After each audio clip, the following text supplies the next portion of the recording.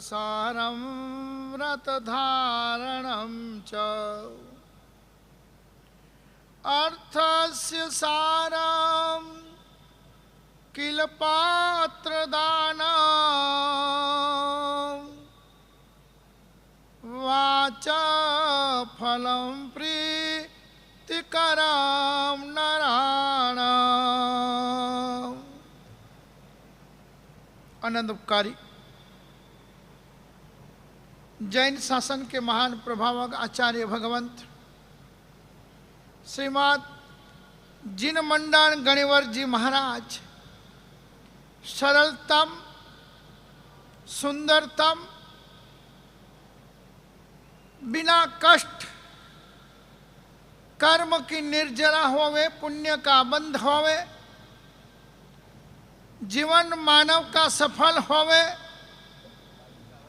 मानव में से महामानव अपन बन सके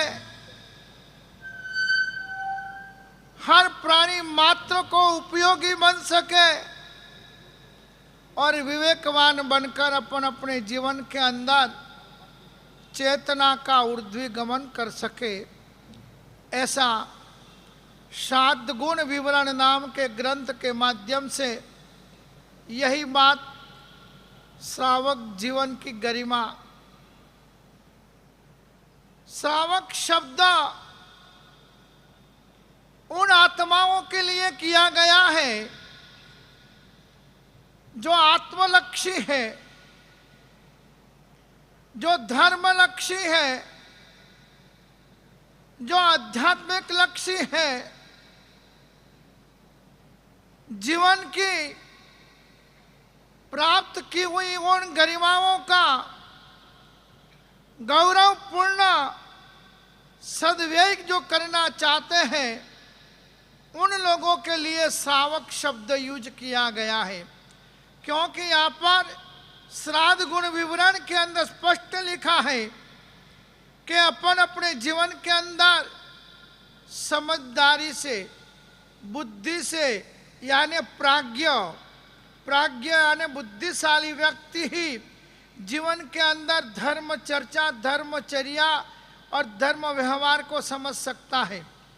बाकी तो 5-10 लोग मिल जाते हैं जिनको गुरु वंदन का भी ज्ञान नहीं होता है, सामायिक लेना सामायिक पालना, प्रभु की अष्ट प्रकारी पूजा कैसे करना, परमात्मा का चैत्य वंदन कैसे करना उसका भी ज्ञान नहीं होता है। वैसे बहुत सारे लोग भी धर्म चर्चा और सर्वोपरि मेरी समझ है और मैं ही धर्म का रक्षक हूँ ऐसा दिखावा ऐसा आडंबर करने वाले व्यक्ति भी संसार के अंदर कोई कमी नहीं है। इसलिए यहाँ कहा गया है कि प्राज्ञ यानी बुद्धिशाली, और बुद्धिशाली तो ऐसे तो आप बहुत हो, अच्छे को आप बना सकते हो। हाँ, इसलिए गुजराती में एक कविए બહુ સારું લખ્યું છે કે મને હસવું 1000 વાર આવે છે, હે પ્રભુ મને હસવું 1000 વાર આવે છે કે તારા બનાવેલા તને બનાવી રહ્યા છે। अपन भी अच्छी तरह से गुरु को भी बना सकते हैं, प्रभु को भी बना सकते हैं, और बहुत से लोग भेरी जी को भी बना लेते हैं। फर्स्ट क्लास दीवा बत्ती अगरबत्ती कर दे माला गिन ले और भोले होते भगवान, तो भोले होते सदगुरु, तो समझते के भक्त है भटक रहा है बेचारा, इसका मैं कुछ करूँ के। एक बार मंदिर में भैरू जी के पास 4 भगत बैठे हुए थे। यहाँ तो लाइन लगती है, मगर कभी कभार अपन अपने गांव में होते हैं न, भैरू जी तो वही होते हैं, पर लोगों की मान्यता भी अलग प्रकार की है। यहाँ आएंगे तो पूजा करेंगे, यहाँ आएंगे तो आरती उतारेंगे, यहाँ आएंगे तो घंटा भर मंदिर में बिताएंगे, यहाँ आएंगे तो रात्रि भक्ति ने 56 भोग चढ़ाएंगे, पर खुद के गांव में भैरू जी है, कोई अलग नहीं होते हो। यही भैरू जी अपने गांव में होते हैं। यही भैरव जी की प्रतिकृति प्रतिष्ठा वहां होती है।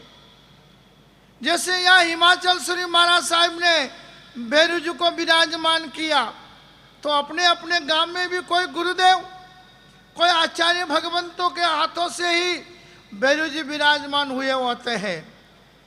पिताजी को गांव में ले जाओ तो भी भक्ति करनी है, और पिताजी को बम्बई या सूरत ले जाओ तो भी भक्ति करनी है, और पिताजी को और कोई जगह ले जाओ तो पण भक्ति तो सेम टू सेम करनी है। ऐसा नहीं कि ब्याह हो, कोई बड़ा त्यौहार हो, कोई बड़ा कार्यक्रम हो, तब पिताजी को अच्छे कपड़े पहना देना, अच्छा खाना खिला देना, फिर पिताजी ऐसे ही चुपचाप साइलेंट घर में बैठे रहे, वो भक्ति नहीं है। भक्ति तो जहाँ कहीं पर भी पप्पा मिले, मम्मी मिले, ता उनके प्रति आदर सत्कार बहुमान भक्ति होती है।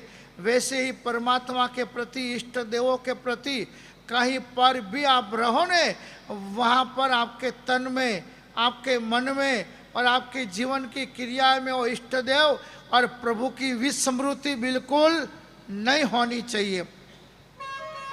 भैरव जी तो कोई नौंद नहीं रखते हैं, मगर कभी कभार नजर डालते हैं, रोज तो नहीं डालते हैं। तो भगत खड़े खड़े, एक पाँव नीचे और एक पाँव ऊंचा, ऐसे खड़े रहकर माला गिनते थे। 1 साल, 2 साल, 5 साल, 10 साल प्रतीक्षा करनी पड़ती है वो। हाँ, बिना प्रतीक्षा कुछ नहीं होता है। आप समझो कि हम चौमासा करने आ गए, महाराज साहब का परिचय भी हो गया, और महाराज साहब अभी हमारे ही 1.5-2 महीने के परिचय में हमको कोई भैरव जी का मंत्र दे देवे, कि हमको कोई महालक्ष्मी का मंत्र दे देवे, कि हमको ऐसा कुछ दिखा देवे कि भाई बस 5 आंगड़ा घी में और माथो कढ़ाई में हमारू हो जाए। ऐसा नहीं होता है। उसके लिए तपना पड़ता है, जपना पड़ता है और भगना भी पड़ता है। ये 3 चीज करनी पड़ती है, तपना, जपना और भगना। ये 3 चीज होती है, तब जाकर कब है उनकी नजरें आती है, उनके दिल में स्थान अपना होता है। पर मानव तो ऐसा स्वार्थी है, ऐसा उसके मन के अंदर लगाया हुआ है कि बात ही मत पूछो। बस मन में एक ही रहता है कि बस मैं सुखी हो जाऊं, मेरा जैसा कोई नहीं होना चाहिए सुखी संसार के अंदर।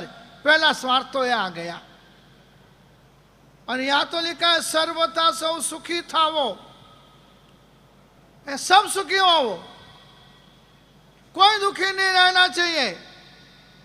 ऐसी सोच और विचार मन में आवे तब समझना। यहाँ पर लिखा है प्राज्ञपणा, यानी बुद्धिशाली उसे कहा जाता है कि जिसके दिमाग में सोच सभी के कल्याण की हो, सभी को सुखी करने की हो। और इसलिए वो सोच लाने के लिए, क्योंकि हम 24 घंटे में नहीं, बहुत सी बार तो 12 महीने में, कभी कभार ही अपन महीना 2 महीना इस तरह का निकालते हैं कि जो देव के सानिध्य में, गुरु के सानिध्य में अपन बैठकर व्यवहार व्यापार को छोड़कर ऐसे कर्म उपार्जन करने यहाँ आते हैं, शुभ कर्म उपार्जन करने।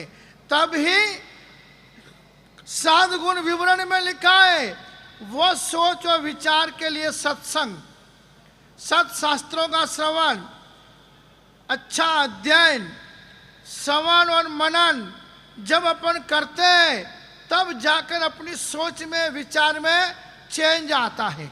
नहीं तो 24 घंटा एक ही सोच है, लेना लेना, देना देने की सोच तो बड़ी मुश्किल से आती है, हर आत्मा की नहीं होती है।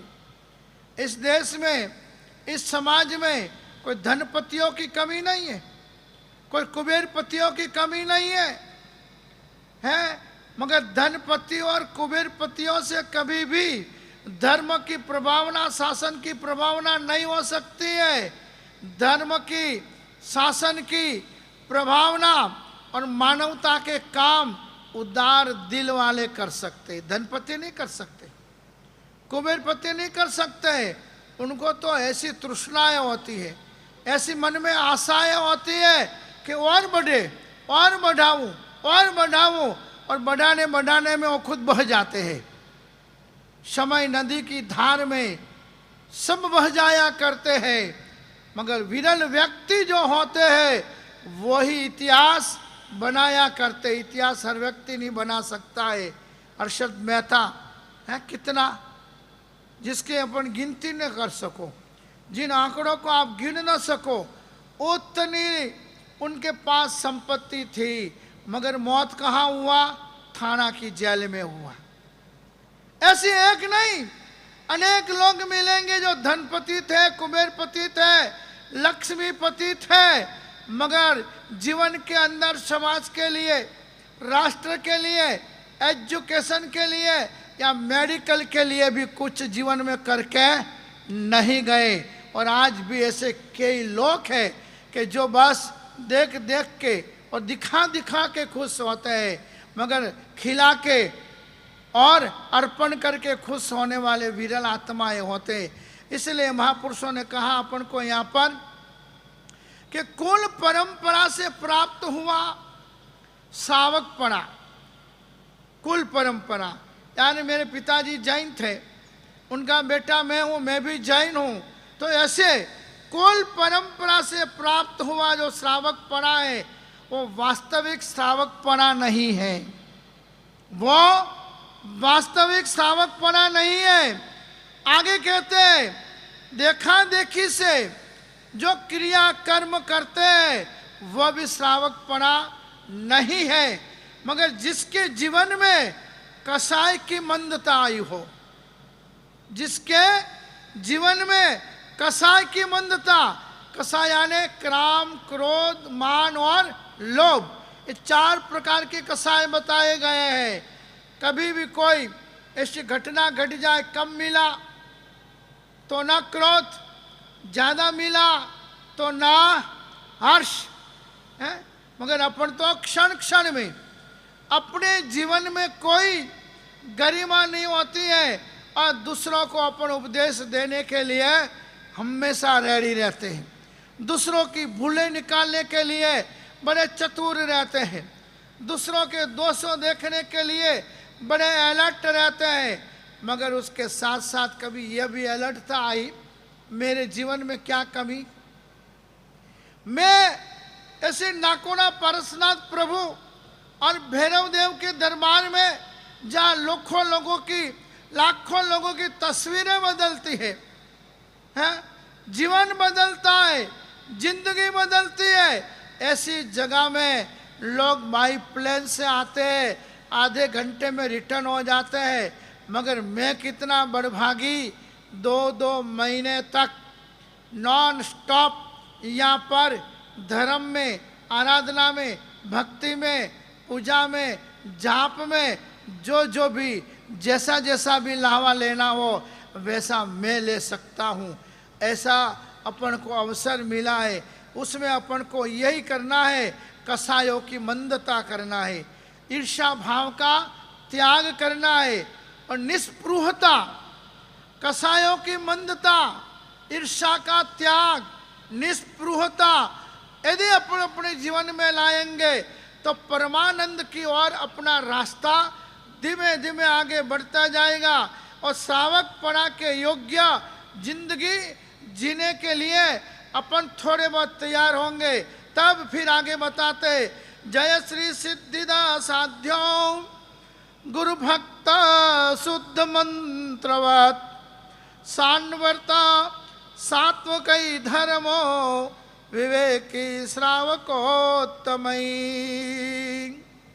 जिन मंडन गणेवर जी महाराज ऐसी स्थिति जिसने प्राप्त की है कि जिसका कसाय मंद हुआ है, ईर्ष्या भाव का त्याग हुआ है, उसको मिला, उसकी पुण्याई है, उसको बड़प्पन मिल रहा है।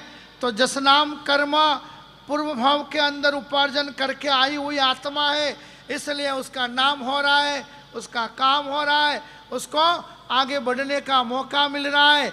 मगर मेरा कोई पुण्य अभी कमज़ोर है, जिससे मैं मेहनत इतनी ज़्यादा में ज़्यादा करने के बावजूद भी मुझे जस के बदले जुतिया मिल रहा है, ऐसा सोचे।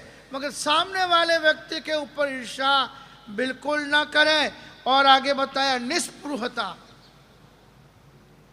यशो विजय जी महाराज साहब हुए 450-500 साल पहले, बहुत ग्रंथ बनाए उन्होंने, रचा।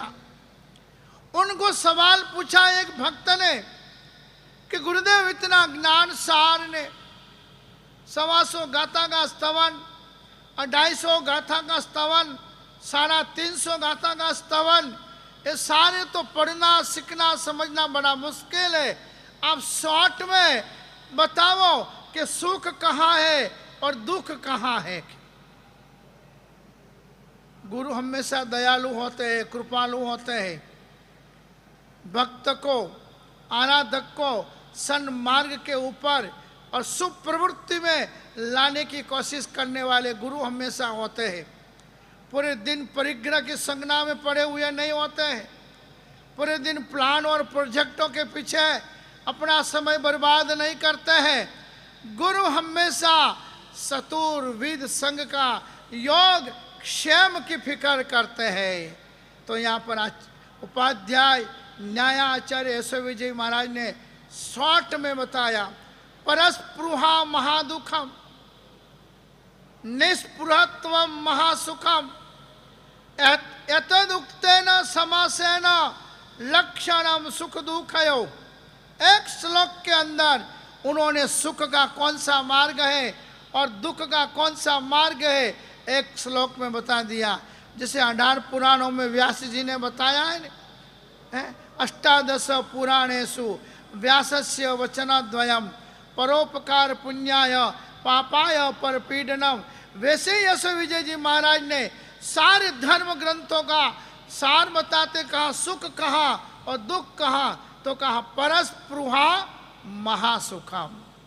जिस व्यक्ति को जीवन में स्पृहा नहीं है, आशा नहीं है, तृष्णा नहीं है कि मेरा ऐसा होना चाहिए, मेरा ऐसा बड़प्पन रहना चाहिए, मेरा ऐसा मान रहना चाहिए, मेरी ऐसी अमीरी रहनी चाहिए,